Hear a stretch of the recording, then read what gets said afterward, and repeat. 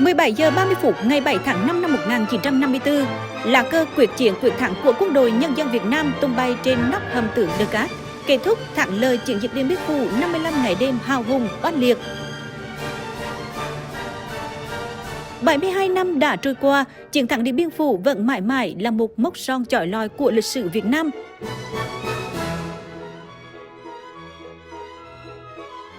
Mãi mãi khắc ghi công ơn to lớn của các cán bộ, chiến sĩ, thanh niên xung phong, dân công hỏa tuyến và quân dân đã anh dũng chiến đấu, hy sinh, làm nên chiến thắng Điện Biên Phủ lẫy lừng Nam Châu, chấn động địa cầu. Điện Biên Phủ vang danh tên gọi Việt Nam.